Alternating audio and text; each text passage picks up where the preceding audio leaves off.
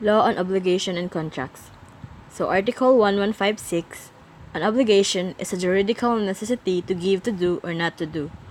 The meaning of juridical necessity: obligation is a juridical necessity because in case of non-compliance, the courts of justice may be called upon by the aggrieved party to enforce its fulfillment, or in default thereof, the economic value that it represents.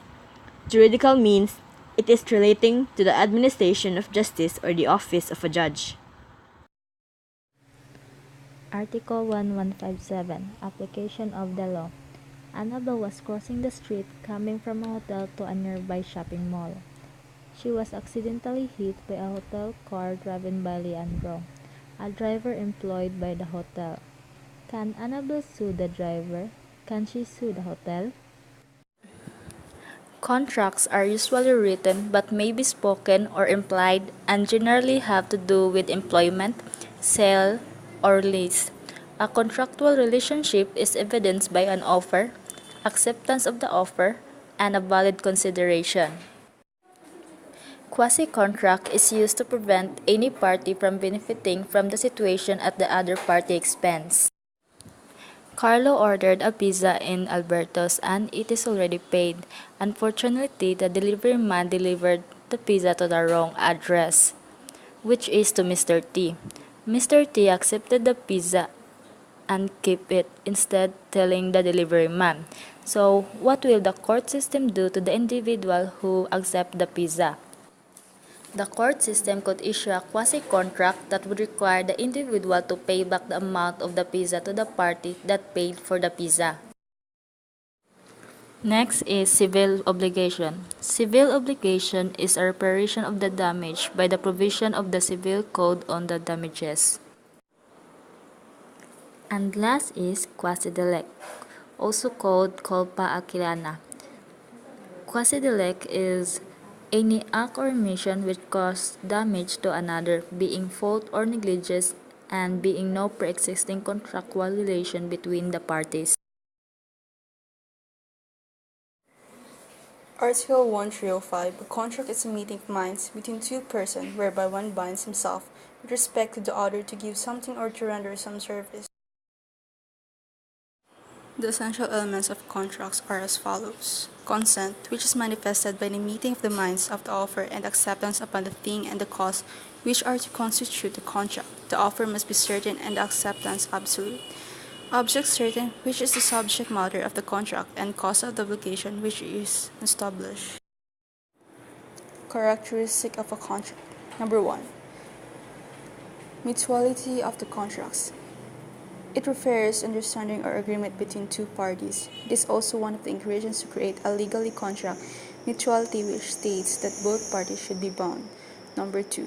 Autonomy of contracts. It means that autonomous, that it stands alone. It is self-evident what it stands for. It is no more and no less than what written on it. It says what it says, and it is what it is. Or, for example, it is a 6-month contract. Number 3. Relativity of contracts. It can only bind the parties who entered to it and cannot favor or prejudice a third person, even if he is aware of such a contract. He has no liability to speak. Number 4. Consensuality of contracts. A contract that arises from the mere consensus of the parties. It does not require the performance of any formal or symbolical act to fix the obligation. Number 5. Obligatory or force. Contract. It is perfected shall be obligatory upon both of the contracting parties. Can a hotel invade liability for the loss of items left with it for safekeeping by its guests by having these guests execute written waivers holding the establishment or its employees free from the blame for such loss? Maurice McClellan, an Australian businessman, philanthropist, sued Tropicana Copacabana Apartment Hotel for the loss of his American and Australian dollars deposited in the safety deposit box of Tropicana. Mr. McClellan is also demanding for liquidating damages, moral and exemplary damages with attorney's fees. It appears the safety deposit box could only be opened through the use of 2 keys, one of which is given to the registered guest and the other remains in the possession of the management of the hotel. When a registered guest wishes to open a safety deposit box, he alone personally requests the management, who then would assign one of its employees to accompany the guest and assist him in opening the safety deposit box with the two keys and its defense. Tropicana denies liability relating to the condition for renting the safety deposit box assigned by Mr. McClellan to wit. Undertaking for the use of safety deposit box to release and hold free and blameless Tropicana Apartment Hotel from any liability arising from any loss in the contents, and or use of the said deposit box for any cause whatsoever, including but not limited to the presentation or use thereof by any other person should the key be lost. Number 4, to return the key and execute the release in favor of Tropicana Apartment Hotel upon giving up the use of the box.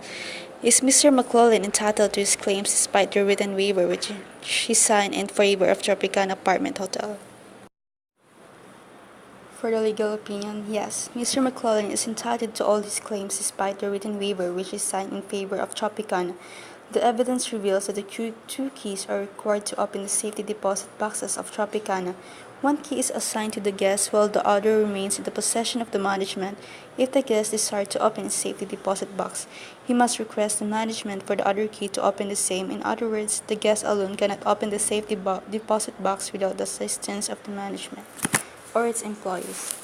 In addition, access to the safety deposit box should be denied in the while the requesting for the opening of the safety deposit box is a stranger. Thus, in case of loss of any item deposited in the safety deposit box, it is inevitable to conclude that the management had at least a hand in the consummation of taking unless the reason for the loss is force majeure. Law on obligations and contracts.